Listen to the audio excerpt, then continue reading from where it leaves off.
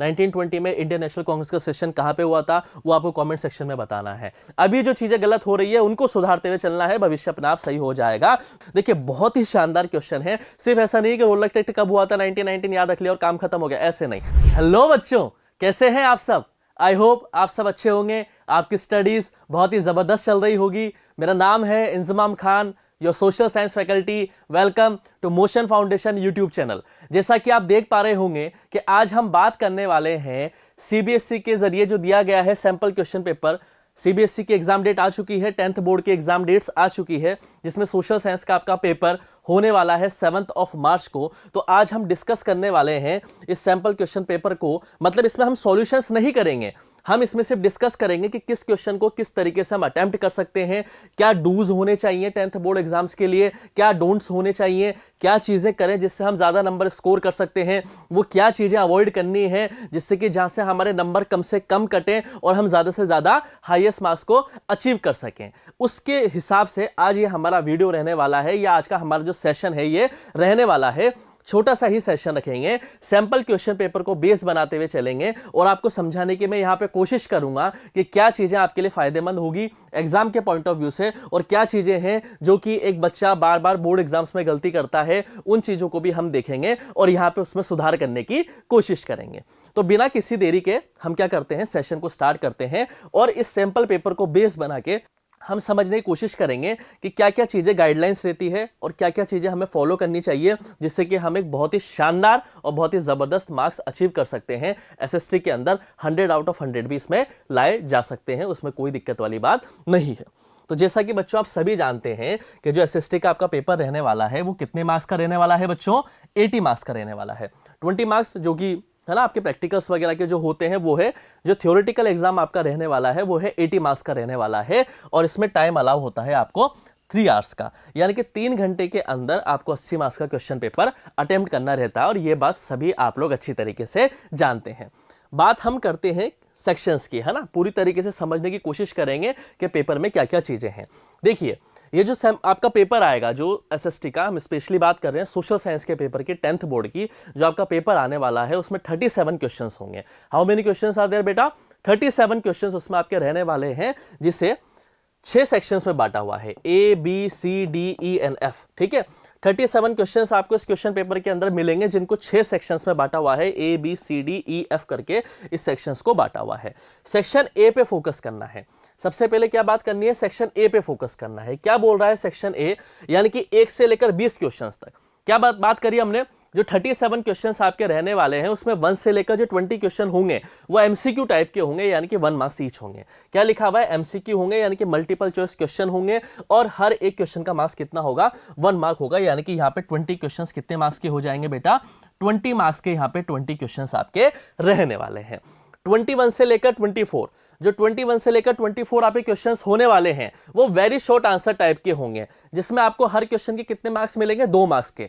यहां पे सबसे मोस्ट इंपॉर्टेंट पॉइंट होती है बच्चा, जो आपको ध्यान रखना है, जो सबसे ज्यादा बच्चे गलती करते हैं। साफ लिखा हुआ है, answer to each question should not exceed 40 words. बच्चों सबसे बड़ी गलती यही करते हैं बच्चे, लास्ट में आके कहते हैं, बहुत सारे बच्चे ऐसा कहते हैं, सर हमारा एसएसटी का पेपर छूट जाता है, थ्योरेटिकल पेपर है, लिखना बहुत पड़ता है, पता नहीं पड़ता है कितना लिखना है कितना नहीं लिखना है। अरे सीबीएसई ने दे तो रखा है आपको। सीबीएसई ने क्या दे रखा है? सीबीएसई ने साफ बोल रखा है कि जो वेरी शॉर्ट आंसर क्वेश्चन है उसमें 40 वर्ड से ज्यादा एक्सीड नहीं होने चाहिए। तो फिर किस बात का डाउट आ रहा है आप लोगों को? जब साफ लिख दिया है कि 40 वर्ड से ज्यादा का आंसर नहीं होना चाहिए तो काउंट करना आपको आता है। ठीक है, आप कर सकते हैं, कोई दिक्कत वाली बात नहीं है। आपने मॉक टेस्ट पेपर दिए हैं काफी सारे, और नहीं दिए हैं तो अभी टाइम बच रहा है, उसमें देना शुरू कर दो, सैंपल पेपर देना शुरू कर दो, आपको पता पड़ जाएगा 40 वर्ड्स कितने होते हैं। तो जब लिखा हुआ है 40 वर्ड्स में आपको आंसर देना है तो क्यों समय बर्बाद करने में लगे हुए हो अपना? 40 वर्ड्स को कंप्लीट करो और फटाफट नेक्स्ट क्वेश्चन की तरफ बढ़ो। अगर इस तरीके से अगर आप क्वेश्चन को लिखते हैं, क्योंकि मैंने बहुत से बच्चों को देखा है, बहुत से बच्चे क्या करते हैं, वेरी शॉर्ट आंसर में भी आंसर ऐसा लिखते हैं जैसे कोई 5 मार्क्स का आंसर लिख रहे हो। अरे पूछा जब वेरी शॉर्ट आंसर है तो ज्यादा से ज्यादा 2 पॉइंट 3 पॉइंट बात खत्म, मेन हेडिंग लिखी, उनकी आंसर लिखी और काम खत्म कर दिया। लेकिन नहीं, पूरी की पूरी लंबी लंबी लाइनें लिखने लग जाएंगे, जो पूछा नहीं है वो भी लिखने लग जाएंगे, तो जाहिर सी बात है पेपर छूटेगा और जाहिर सी बात है नंबर भी यहां पे आपके डिडक्ट होंगे। तो समझना क्या है बच्चों, जब वेरी शॉर्ट आंसर में साफ लिखा हुआ है 40 वर्ड्स में आंसर लिखना है तो 40 वर्ड्स में आंसर को लिखो और आगे बढ़ो ना, किस चीज का झंझट पाल रहे हो। चलिए ठीक है, सेक्शन सी देखते हैं बच्चों हम। सेक्शन सी क्या है, 25 से लेकर 29 तक जो क्वेश्चन होंगे वो होंगे आपके short answer type question. 3 marks का ईच होगा ना, हर क्वेश्चन के कितने आंसर के कितने मार्क्स मिलेंगे आपको, 3 मार्क्स मिलने वाले। याद रहना ये चीज फोकस करनी है, 60 वर्ड से ज्यादा इसमें आंसर नहीं लिखने हैं। अगर इस चीज के अकॉर्डिंग अगर आप अपना पेपर करने लग गए तो मान लीजिए मेरी बात बच्चों, ये गारंटी है कि आपका टाइम से पहले ही पेपर कंप्लीट हो जाएगा, और जो बचा हुआ टाइम है उसमें अपने पेपर को एक बार आप रिव्यू कर सकते हो, और जो जो मेन हेड पॉइंट्स है उसको आप अच्छे से अंडरलाइन करके हाईलाइट भी कर सकते हो, क्योंकि जितनी अच्छा आपका प्रेजेंट करने का तरीका होगा, जितनी अच्छी आपकी आंसर कॉपी होगी, उतना ही अच्छे मार्क्स आपको एग्जामिनर देने वाला है। अगर इस अकॉर्डिंग 40 वर्ड्स लिखा है तो 40 वर्ड्स के अंदर अंदर आंसर खत्म करना है। अगर एस फॉर्मेट से, इस फॉर्मेट से अगर आप पेपर को मतलब पेपर कंप्लीट करते हैं तो आपके पास इतना टाइम बच जाएगा एग्जाम कंप्लीट होने के बाद या पेपर कंप्लीट होने के बाद कि आप अपने आंसर्स को एक बेहतर क्या कह सकते हैं प्रेजेंटेशन से हम ये कह सकते हैं प्रेजेंट कर सकते हैं। एक अच्छे जैसे जो जो मेन हेड पॉइंट्स हैं उनको हाईलाइट कर दिया, कुछ मैप्स बनाने हैं छोटे मोटे वो बना लिया, उस पर भी हम आगे डिस्कस करेंगे कि किस तरीके से मैप्स वगैरह बना के आप क्या है एक अच्छे मार्क्स अचीव कर सकते हैं। चलिए सेक्शन डी जो रहेगा बच्चों वो हमारा क्या रहेगा 30 to 33, यानी कि 30 से लेकर 33 तक जो क्वेश्चन आने वाले हैं लॉन्ग आंसर टाइप होंगे, और हर क्वेश्चन के आपको कितने मार्क्स मिलेंगे, 5 मार्क्स मिलेंगे, और 120 वर्ड से ज्यादा आपको इसमें आंसर की लेंथ नहीं रखनी है, 120 से कम कम में ही रखना है। कैसे अटेम्प्ट करना है वो भी हम देख लेंगे आगे। और क्या है बच्चों, question number from 34 to 36 are case based questions with 3 sub questions and 4 marks each, answer to each question should not exceed 100 words. अब इसमें केस बेस्ड क्वेश्चन मिलेंगे आपको, ठीक है। 34 से लेकर 36 तक क्या मिलेगा, केस स्टडी दे दी जाएगी आपको, ठीक है। जैसे अगर इंग्लिश में अगर आप पॉइंट ऑफ व्यू से समझो, इंग्लिश में से अनसीन पैसेज दे रखा होता है ना, उससे उस तरह का ही कुछ लगभग वैसा ही एक केस स्टडी आपको दे दी जाएगी, और उस केस स्टडी के बाद 3-4 क्वेश्चंस उसमें से आपसे पूछे जाएंगे। उस केस स्टडी को आपको पूरा समझना पड़ेगा। जैसे नेशनलिज्म इन इंडिया वाला हम टॉपिक ले लेते हैं, है ना, राष्ट्रवाद जो भारत का जो राष्ट्रवाद है उससे अगर हम टॉपिक ले लेते हैं तो हो सकता है उसमें रॉलेट एक्ट का पूरा केस स्टडी दे रखा हो, या सिविल डिसोबीडियंस मूवमेंट का पूरा केस स्टडी दे रखा हो, या नॉन कॉपरेशन मूवमेंट का पूरा केस स्टडी दे रखा हो। तो उस केस स्टडी को समझ के देखो बेटा, याद रखना कॉन्सेप्चुअल क्वेश्चन ज्यादा आएंगे, केस बेस्ड क्वेश्चन ज्यादा आएंगे, कॉम्पिटेंसी बेस्ड क्वेश्चन ज्यादा आएंगे। जिस बच्चे ने चीजों को समझ के पढ़ा है, रटा नहीं है, चीजों को समझने की कोशिश करी है कि किस तरीके से नेशनलिज्म इंडिया के अंदर आगे बढ़ता गया, नेशनलिज्म इन यूरोप कैसे होता है, नेशनलिज्म इन यूरोप किस तरीके से फैला, जिस बच्चे ने चीजों को समझ के कॉन्सेप्ट्स को क्लियर करके चीजों को पढ़ा है, वो केस स्टडी क्वेश्चंस या इस पूरे एग्जाम के अंदर झंडे गाड़ देंगे, इस बात की गारंटी है। जिसने कॉन्सेप्ट क्लियर किए होंगे, जो रट के पढ़ रहा है कि हाँ ठीक है रॉलेट एक्ट इस दिन हुआ था, ये इसके पीछे का रीजन था, इस वजह से निकाला गया था, ऐसे नहीं, ऐसे बात नहीं बनेगी, क्योंकि 50% से ज्यादा वेटेज जो है वो कॉम्पिटेंसी बेस्ड क्वेश्चंस का है, जो लॉजिक पे सवाल पूछे जाएंगे। जिसने डीप में पढ़ा है, या हम ये कह सकते हैं जिसने कॉन्सेप्ट क्लियर करके पढ़ा है, वो इस पेपर के अंदर झंडे गाड़ के आएगा, इस बात की गारंटी मैं आपको दे सकता हूं। तो केस बेस्ड क्वेश्चंस बेटा आपको देखने को मिलेंगे, केस स्टडी होगी, केस स्टडी को पढ़ना है, और उसके नीचे जो 3-4 क्वेश्चंस आपको दे रखे होंगे उसके आपको जवाब देने हैं। आई होप ये चीज आपको समझ में आ रही होगी। सेक्शन एफ, जैसे कि आपको पता है कौन सा आएगा, सेक्शन एफ क्या है हमारा बच्चों, सेक्शन एफ आपको हमें देखने को मिलेगा मैप का। और मैप सबको पता है, मैप आप सबने पढ़ा हुआ है, नहीं पढ़ा है तो मैप से सबसे ज्यादा आसान होता है स्कोर अचीव करने का। अभी के अभी एक मैप लेके आओ, बहुत सारे मैप्स लेके आओ, उनको धड़ाधड़ प्रैक्टिस करना स्टार्ट कर दो। मैप से आप आराम से इजीली 5 नंबर लेके जाएंगे, जिसमें से ज्योग्राफी के 3 मार्क्स के और हिस्ट्री के 2 मार्क्स के आ जाएंगे। जैसे कि बोल सकते हैं कि महात्मा गांधी ने ठीक है सॉल्ट लॉ कहाँ पे तोड़ा था, या कहाँ से शुरू हुआ था, या इंडियन नेशनल कांग्रेस का 1920 का सेशन कहाँ पे हुआ था, उसको मैप पे लोकेट करना है। तो कुछ इस तरह के सवाल जो नेशनलिज्म इन इंडिया से आपको मैप के अंदर देखने को मिल जाते हैं, और ज्योग्राफी में भी मिल सकते हैं आपको, जैसे भिलाई स्टील प्लांट कहां पे है ना, रानीगंज कहां पे है, कुछ इस तरह के प्लांट्स आपको वहां पे देखने को मिल सकते हैं ज्योग्राफी के अंदर, जो कि आ जाएंगे।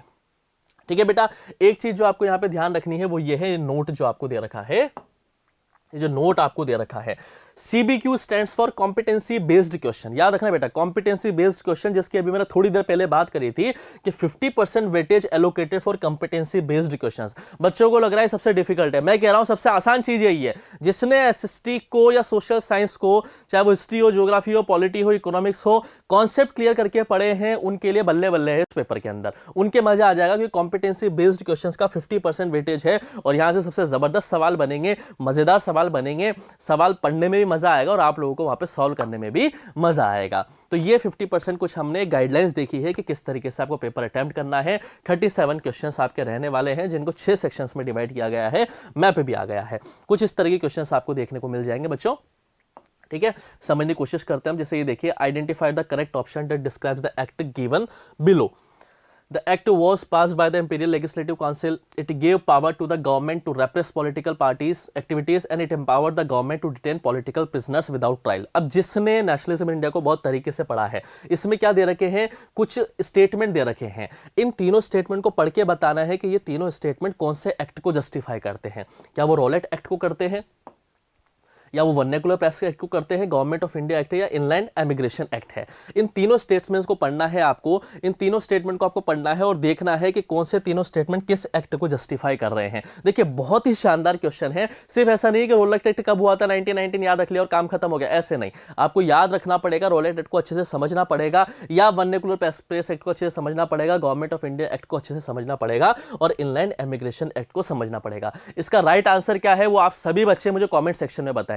देखिए मल्टीपल चॉइस क्वेश्चन में बच्चे क्या गलती करते हैं। मल्टीपल चॉइस क्वेश्चन में सबसे पहले अब दो मेन इंपॉर्टेंट गलती होती है। क्या, बहुत से बच्चे इतने ओवर कॉन्फिडेंट होते हैं, सवाल देखा नहीं कि तुरंत आंसर कर देते हैं। ठीक है, जल्दीबाजी में गलत आंसर करते हैं, नुकसान होता है, आंसर कट जाता है। सवाल को तरीके से पढ़ना है, उसके बाद ऑप्शंस को भी तरीके से पढ़ना है। अब सही आंसर के पीछे नहीं दौड़ना है। गलती क्या होती है, हम सही आंसर के पीछे दौड़ते हैं। हमें करना क्या है, हमें गलत आंसर्स को डिलीट करते हुए चलना है। जो चार ऑप्शंस में से गलत आंसरों को डिलीट करते जाओगे तब जाके आप राइट आंसर पे पहुंचोगे। हम क्या फोकस करते हैं, हम सही आंसर पे फोकस करते हैं, सारा का सारा मैशअप हो जाता है और मैशअप होते हैं हमारा क्या जाता है, नंबर कट जाते हैं। मल्टीपल चॉइस क्वेश्चन जो होते हैं वो सबसे बेस्ट क्वेश्चन होते हैं। क्यों? क्योंकि इसमें आंसर आपकी आंखों के सामने होता है।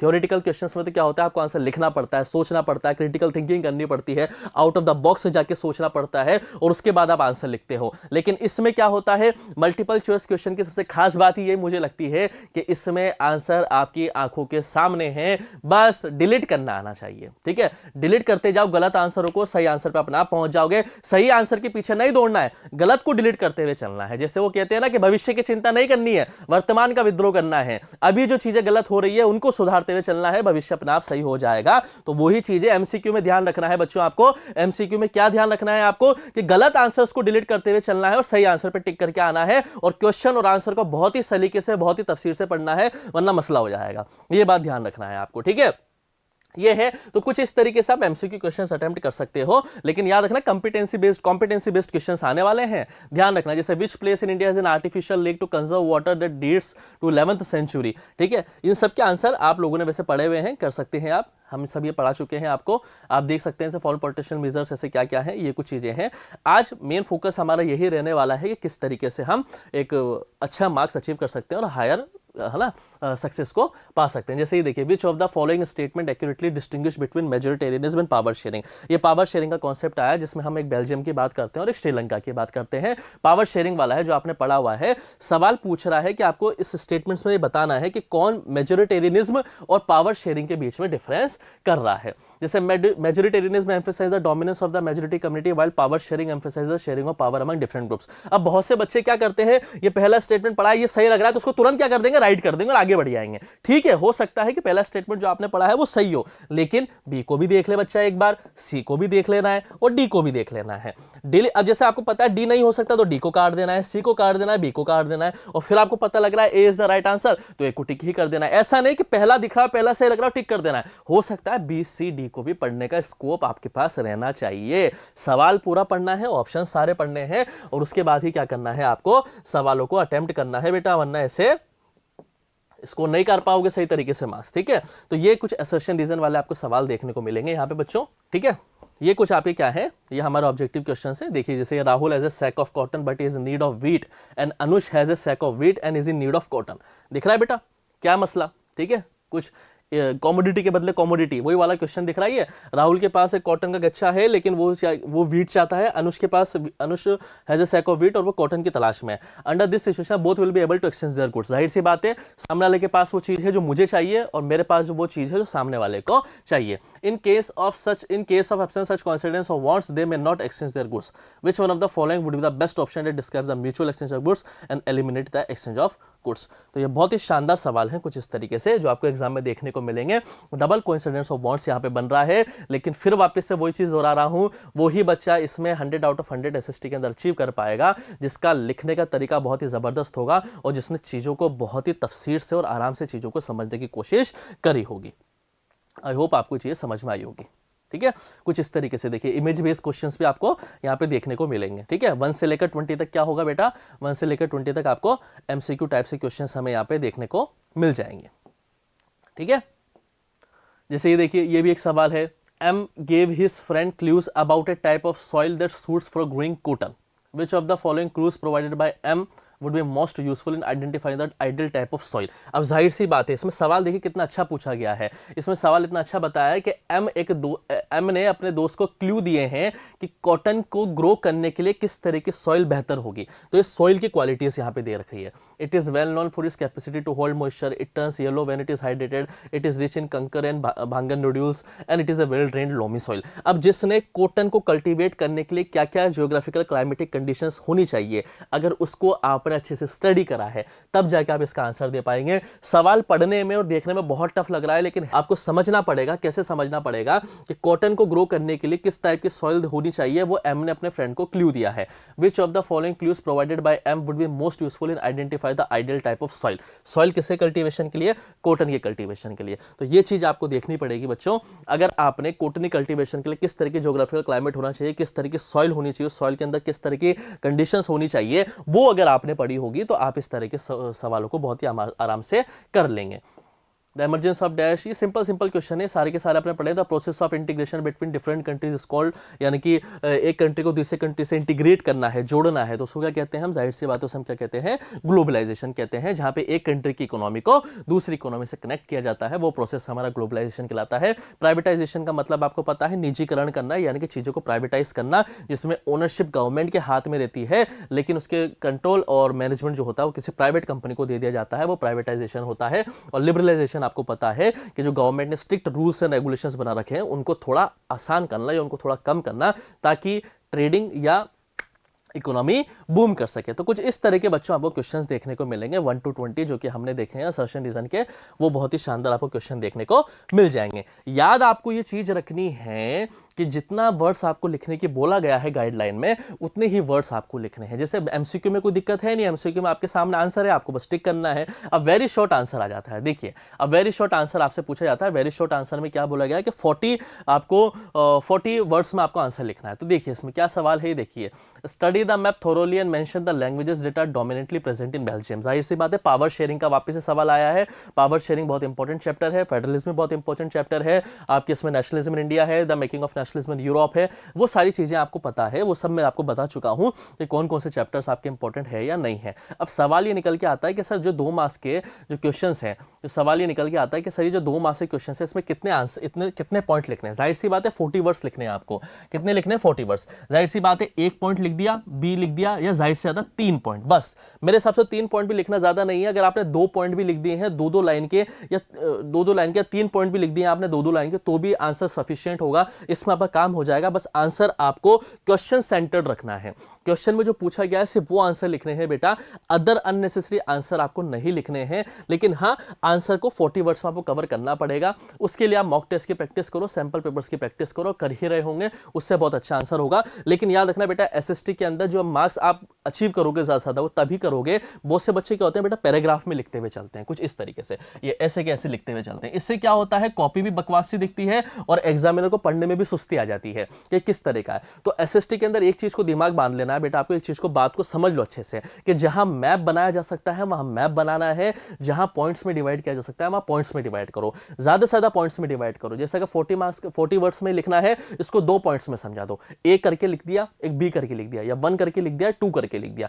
पॉइंट्स में डिवाइड करना है। इससे क्या होगा, कॉपी के अंदर आप अच्छे से आंसर को रिप्रेजेंट कर पाओगे और चेक करने वाला भी बोर नहीं होगा आपके आंसर को पढ़ते वक्त, तो पूरी तरीके से लिखेगा। और कोशिश ये करना है कि जो पहला पॉइंट आप लिख रहे हो या जो पहला आप हेडिंग लिख रहे हो, वो इतनी दमदार होनी चाहिए कि उसके अंदर ही आप सारे मेन एसेंशियल इंग्रेडिएंट्स को डाल दें। यानी कि स्टार्टिंग में ही अगर आपने वो चीज परोस दी जो कि एग्जामिनर को चाहिए, फर्स्ट और सेकंड पॉइंट में, लॉन्ग आंसर के लिए बता रहा हूं मैं आपको ये, अगर स्टार्टिंग में अगर आप ये चीज डाल दोगे तो जहां तक मैं जानता हूं वहां पे आपको पूरे में से पूरे मार्क्स मिल जाएंगे। आपके नंबर इसलिए कटते हैं क्योंकि आपका एक तो वे ऑफ प्रेजेंटेशन खराब होता है, दूसरी बात यह है कि आप अननेसेसरी चीजों को ज्यादा वहां पे लिख देते हैं जो कि एग्जाम की या क्वेश्चन सेंटर्ड नहीं होती है। तो क्वेश्चन में जो पूछा गया है उसके अकॉर्डिंग क्या करना है बच्चों, आपको आंसर को रिप्रेजेंट करना आना चाहिए। आई होप आप ये समझ पाए होंगे बेटा। 2 मार्क्स में आपको ये करना है, जाहिर से आपका अब ये हाँ ठीक है, जैसे इसमें साफ लिखा हुआ है mention any 2 reasons to state that India is a federal country. अब उसमें साफ लिखा हुआ है कि ऐसे 2 रीजन बताओ जिससे कि ये बता सकते हैं कि इंडिया एक फेडरल कंट्री है। तो 2 रीजन दे दो ना, इंडिया एक फेडरल कंट्री क्यों है, पावर शेयर करती है, ठीक है, एग्जीक्यूटिव है, लेजिस्लेचर है, जुडिशरी है, ठीक है, एक डिसेंट्रलाइजेशन पावर है, लोकल गवर्नमेंट भी बैठी हुई है जिसमें भी पंचायती राज भी हमारे साथ है, अर्बन गवर्नमेंट भी है। तो कुछ इस तरीके से आप एक रिप्रेजेंट कर सकते हो, जिससे 2 रीजन है। तो 2 रीजन को आप कैसे दिखा सकते हो, जैसे मान लीजिए ये है, यहाँ पे आप इस तरीके से एक टेबल आप यूं बना सकते हो, यहाँ पे एक रीजन डाल दिया आपने ए करके, एक इस तरीके से करके आपने यहाँ पे एक बी रीजन डाल दिया है। तो इससे क्या होगा, एक फ्लो चार्ट टाइप का कुछ बन जाएगा, ठीक है, ऐसे डिवाइड करके 2 टेबल बना दी, ठीक है, 2 टेबल बना दी है, ए करके यहां पे एक रीजन लिख दिया, बी करके यहां पे एक रीजन लिख दिया, ठीक है। तो इस तरह से क्या होगा, एक फ्लो चार्ट बनाने से कॉपी भी अच्छी दिखेगी और चेक करने वाला भी संतुष्ट होगा कि हाँ इसने कुछ क्रिएटिव करने की कोशिश भी करी है। सिर्फ पैराग्राफ में लिख दोगे यूं यूं करके तो क्या हो जाएगा बेटा, चेक करने वाला भी बोर हो जाएगा।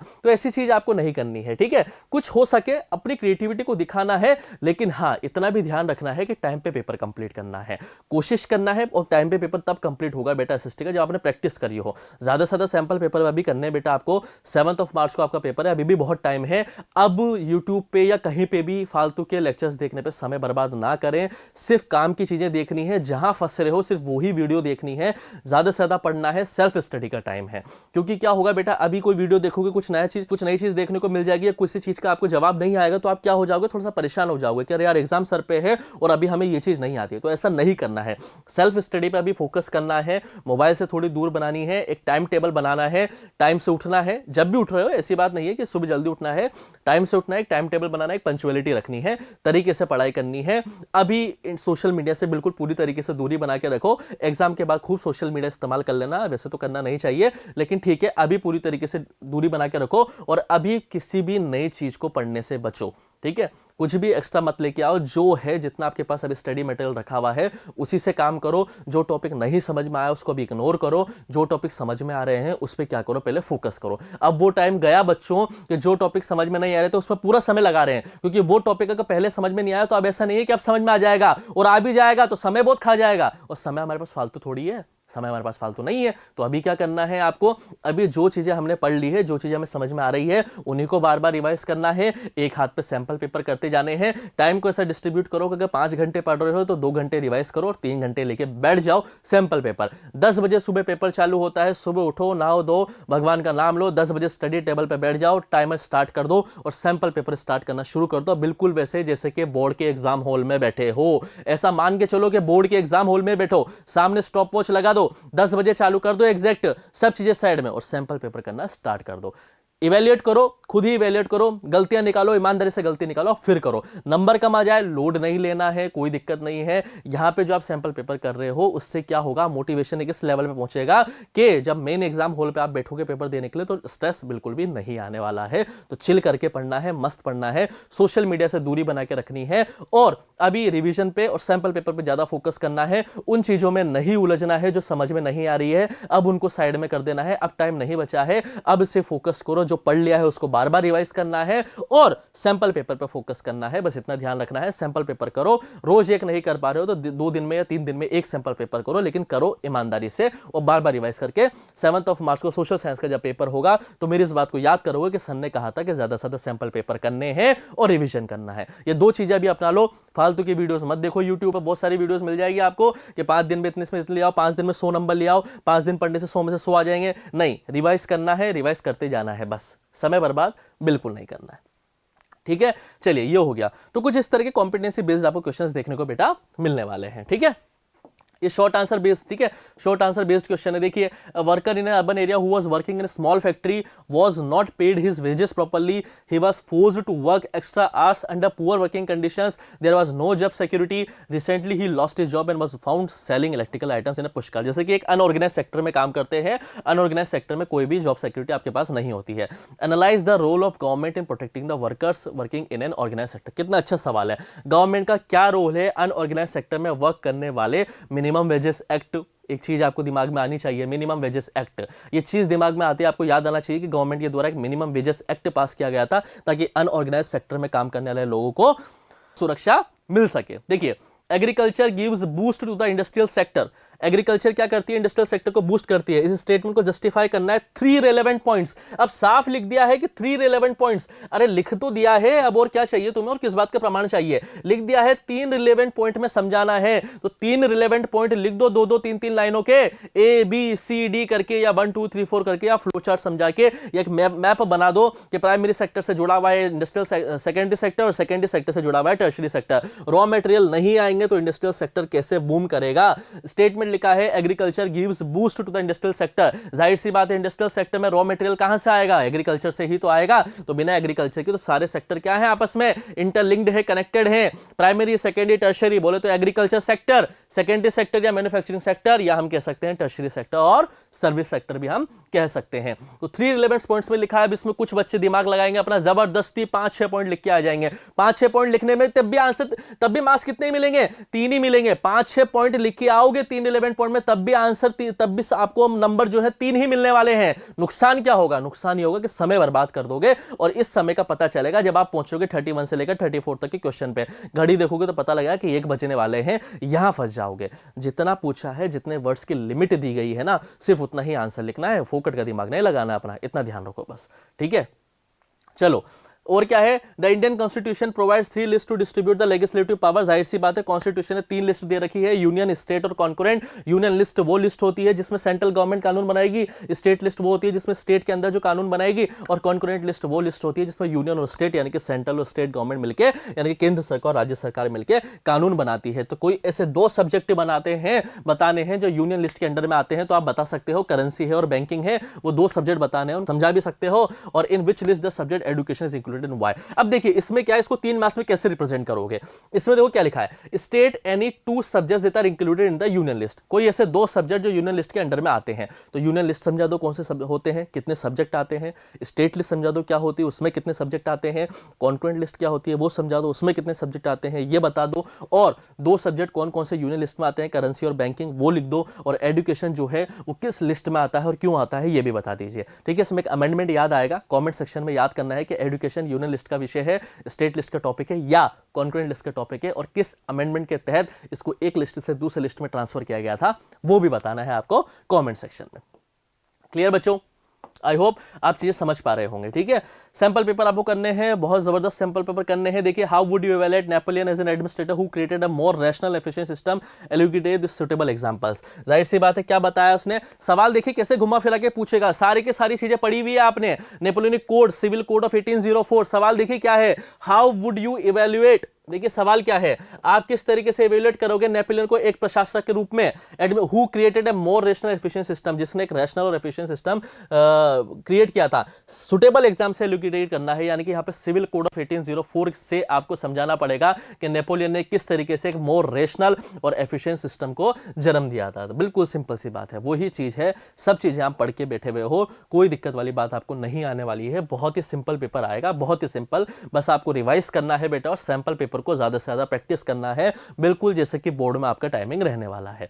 ये देखिए बेटा, ये केस बेस्ड क्वेश्चंस है बेटा, दिख रहे हैं आपको, 4 मार्क्स के जो आएंगे केस बेस्ड क्वेश्चंस आपको देखने को मिल रहे हैं। एक इस तरह का केस आपको दिख जाएगा, ठीक है, सत्याग्रह वाला, नेशनलिज्म इन इंडिया का। नेशनलिज्म इन इंडिया से बहुत सारे सवाल बनते हैं बेटा, याद रखना, नेशनलिज्म इन इंडिया को बहुत ज्यादा अच्छे तरीके से पढ़ के जाना है। पावर शेयरिंग, फेडरलिज्म से बहुत सवाल बनते हैं, रिसोर्सेस, मिनरल्स, ठीक है, रिसोर्सेस एंड डेवलपमेंट हो गया, मिनरल्स एंड एनर्जी रिसोर्सेस से बहुत सारे सवाल बनते हैं, ये आपको ध्यान रखना है।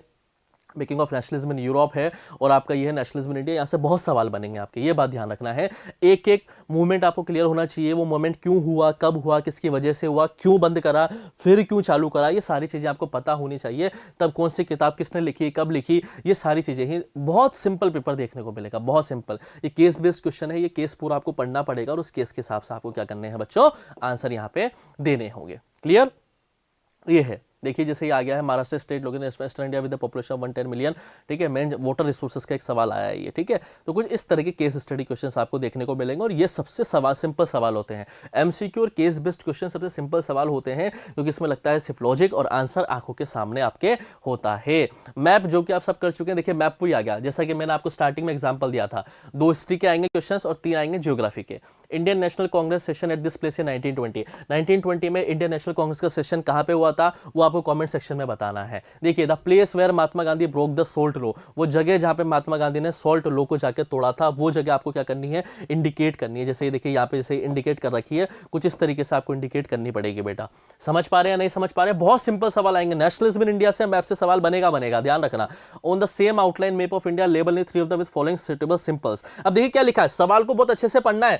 लेबल एनी 3, अब 3, अब बच्चे क्या करते हैं, सवाल को नहीं पढ़ते हैं, चारों के चारों मार्क्स कर देते हैं। एनी 3 करना है आपको, ठीक है। जैसे कोल माइन इन तमिलनाडु आपको देखने को मिल जाएगी, या चेनाब नदी के ऊपर एक डैम बना हुआ है, या एक लार्जेस्ट नेचुरल मेजर सी पोर्ट लोकेटेड आंध्र प्रदेश, या नोएडा सॉफ्टवेयर टेक्नोलॉजी पार्क। ये चीजें हैं जो आपको इन चारों में से एक 3 जो है मैप के अंदर क्या करनी है, मार्क करनी है। और बहुत ही सिंपल सवाल आपको यहां पे देखने को बच्चों मिल जाएंगे। आई होप आप ये चीजें सारी की सारी समझ पा रहे होंगे, ठीक है। ये तो ठीक है हमारा, ठीक है। और क्या खास है, बस ये है। तो ये हमारा सैंपल पेपर है जिसको हमने एक रफली तरीके से मैंने समझाने की कोशिश करी है कि 1 मार्क्स के, 3 मार्क्स के या 5 मार्क्स के या मैप से क्वेश्चन आप किस तरीके से अचीव कर सकते हैं। एमसीक्यू में बहुत बार आपसे पूछा जाता है कि इनमें से कौन सा स्टेटमेंट इनकरेक्ट है, वहां बहुत फोकस करना है। बच्चा जल्दीबाजी में उस क्वेश्चन को क्या पढ़ लेता है कि करेक्ट स्टेटमेंट पूछा गया है और उसको मार्क कर देता है। एमसीक्यू में ध्यान रखना है, क्वेश्चंस को बहुत गौर से पढ़ना है कि इनकरेक्ट स्टेटमेंट पूछा है, करेक्ट स्टेटमेंट पूछा है, विच ऑफ द फॉलोइंग पूछा है, या विच ऑफ द मतलब कौन से में से नहीं है, वो चीज पूछी है। ये चीज आपको गौर से बात करनी है। एमसीक्यू में सवाल पढ़ने हैं और चारों ऑप्शंस को तफसीर से पढ़ना है और पहले गलत आंसर्स को डिलीट करना है, उसके बाद राइट आंसर तक पहुंचना है, ठीक है बच्चों। ये चीज आपको ध्यान रखनी है। उसके बाद क्या बताया, जितने वर्ड्स लिखे गए हैं उतने ही वर्ड्स में आंसर देना है। 2 मार्क्स का आंसर तो ज्यादा से ज्यादा 2 या 3 पॉइंट लिख देने हैं और स्टार्टिंग के जो पॉइंट्स लिख रहे हो उसी में अपने सारे इंग्रेडिएंट्स को डाल देने हैं, सारे मेन पॉइंट्स को। ऐसा नहीं कह रहा बाद में कचरा लिखना है, बाद में भी काम की चीजें लिखनी है, लेकिन कहते हैं ना first impression is last impression. पहली जो चीज डालोगे, पहले जो एग्जामिनर की आंखों की नजर में आएगा, वो ही आपके लिए क्या होगा, एक शानदार पॉइंट होगा जहां पर आप अच्छे नंबर अचीव करोगे। जब आप 5 मार्क्स के क्वेश्चन अटेम्प्ट करोगे बेटा, तो उसमें पैराग्राफ मत लिख देना।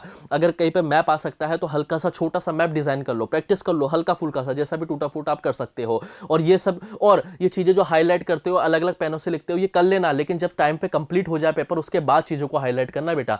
सबसे पहला टास्क आपका ये रहेगा कि टाइम पे पेपर कंप्लीट करना है। दूसरी बात, जो सवाल नहीं आ रहा है उनको स्किप करना है, लोड नहीं लेना है दिमाग में। कभी कभार ऐसा इंसिडेंट भी होगा जो पहला क्वेश्चन दिखेगा, दूसरा दिखेगा, तीसरा दिखेगा। ऐसे इंसिडेंट आएंगे कि स्टार्टिंग के तीनों क्वेश्चन के ही जवाब आपको नहीं आ रहे हैं। वहीं पर ही हिम्मत नहीं हारनी है, जहां नहीं आ रहा है कोई बात नहीं, छोड़ देना है। वो क्वेश्चन सबसे पहले अटेम्प्ट करने हैं जो आपको आते हैं, गिवन टाइम पे करने हैं। जितनी वर्ड्स की लिमिट दे रखी है उतनी वर्ड की लिमिट पे आपको क्या करना है, उन सवालों को करना है। ज्यादा समय बर्बाद नहीं करना है, पॉइंट्स में आंसर को आपको प्रेजेंट करना है। और फ्लो चार्ट बना सको तो फ्लो चार्ट बना देना, मैप बनाना आता हो तो मैप बना देना। इससे क्या होगा, कॉपी भी साफ दिखेगी, आंसर को लिखने का प्रेजेंटेशन भी बहुत अच्छा दिखेगा और चेक करने वाला भी आपको ज्यादा से ज्यादा नंबर देके जाएगा, क्योंकि एसएसटी बेटा एक थ्योरेटिकल सब्जेक्ट होता है। और याद रखना, बहुत बार आपके जो फर्स्ट क्वेश्चन आपसे पूछा गया जिसका जवाब आपको फर्स्ट में नहीं आ रहा था, हो सकता है 37 तक क्वेश्चन पहुंचते पहुंचते उस सवाल का जवाब आपको 37 क्वेश्चंस में मिल जाए। ऐसा हो जाता है बहुत बार, मेरी बात पे यकीन करना। स्टार्टिंग में अगर फर्स्ट क्वेश्चन का जवाब आपको नहीं आ रहा है, मान लीजिए एमसीक्यू, हो सकता है जब आप 37 क्वेश्चन तक पहुंचोगे तो इन 37 क्वेश्चन के अंदर ही उस फर्स्ट या सेकंड क्वेश्चन का आंसर आपको मिल सकता है, 100% मिल सकता है। सीबीएसई के अंदर ऐसी चीजें पॉसिबल हो सकती है। बस आपको होप नहीं हारना है। अगर कोई सवाल नहीं आ रहा है तो छड्डो, उसको छोड़ देना है, लोड नहीं लेना है बिल्कुल भी। पहले वो ही अटेम्प्ट करेंगे जो हमें आता है, गिवन टाइम पीरियड पे करेंगे, बाद में जो समय बचेगा उस पर दिमाग लगाना है जो नहीं आ रहा। और याद रखना कोई भी क्वेश्चन छोड़ के नहीं आना है, नेगेटिव मार्किंग का कोई सा लोड है ही नहीं, थ्योरेटिकल पेपर है, जो भी हल्का फुल्का याद है, जितना भी याद है उसको लिखने की कोशिश करनी है, अच्छी तरीके से रिप्रेजेंट करना है, लिमिट में जितना लिमिट लिखा है उतने ही लिमिट वर्ड्स में आपको सवाल का आंसर लिखना है बेटा। और जब लास्ट में जाके टाइम बच जाए तो फटाफट एक बार पेपर को रिव्यू कर लेना है, स्पेशली एमसीक्यू के आंसर आपने क्या दिए हैं वो रिव्यू कर लेना है, केस स्टडी को अच्छे से पढ़ लेना है, और तब अगर समय बच जाए तो अच्छी तरीके से हाईलाइट कर दें, जिससे कि आपके मेन स्टेटमेंट को पूरा हाईलाइट नहीं कर देना है, जो मेन पॉइंट्स हैं जो आपको लगता है वो हाईलाइट होना चाहिए, जैसे कोई डेट हो गया, कोई इवेंट हो गया, कोई पर्सनैलिटी हो गई या किसी बुक का नाम हो गया, उसको हाईलाइट कर देना है और फिर आपको अपना पेपर क्या कर देना है, दी एंड कर देना है। तो आज के हमने सेक्शन में बात करी है कि किस तरीके से आप पेपर को अचीव कर सकते हैं, क्या क्या चीजें आपको करनी है, क्या क्या चीजें आपको छोड़नी है, लोड नहीं लेना है, अभी सिर्फ रिवीजन पे फोकस करना है बच्चों, सैंपल पेपर करो, जैसे कि बोर्ड की टाइमिंग रहती है उस बोर्ड की टाइमिंग के हिसाब से अपना आपको हैबिचुअल बनाओ, ताकि जब वहां पे पेपर देने जाओगे तो किसी तरह का कोई स्ट्रेस नहीं आएगा, टाइम से उठो, हल्का फुल्का भोजन करो, मस्त रहो और पेपर देने बैठ जाओ ना। जो सवाल पहले आया पहले वो करने हैं, जो नहीं आ रहा है उनको छोड़ देना है, हो सकता है 37 तक क्वेश्चन पहुंचते पहुंचते उनके जवाब आपको बीच रास्ते में ही कहीं ना कहीं मिल जाए। तो लोड नहीं लेना है, इस वीडियो को समझना है अच्छे से, जो जो बातें कही है उनको ध्यान रखना है, पॉजिटिव माइंड के साथ जाना है, नेगेटिव माइंड जैसी कोई चीजें होती नहीं है, पॉजिटिव माइंडसेट को रखना है, तरीके से पढ़ना है, मस्त रहना है, रिलैक्स होकर पढ़ना है, लोड नहीं लेना है, ठीक है। और जब आपका एसएसटी का पेपर हो जाएगा तो उसका सॉल्यूशन हम आपके लिए लेके आएंगे, और बहुत ही सिंपल पेपर आता है, लोड नहीं लेना है, जिसने तरीके से पढ़ा है, जिसने कॉन्सेप्ट्स को समझा है, जिसने डीप में पढ़ा है, जिसने सिर्फ रटने पे फोकस नहीं करा है, वो झंडे गाड़ के आएगा, इस बात की गारंटी है। आई होप आपको ये वीडियो पसंद आई होगी। अगर वीडियो आपको पसंद आया तो इस वीडियो को लाइक करना है, शेयर करना है, अच्छे कमेंट करने हैं, और मोशन फाउंडेशन यूट्यूब चैनल को आपको सब्सक्राइब करना है। जल्दी ही आपसे मिलूंगा एक और बेहतरीन वीडियो के साथ, तब तक के लिए थैंक यू, बाय बाय, जय हिंद।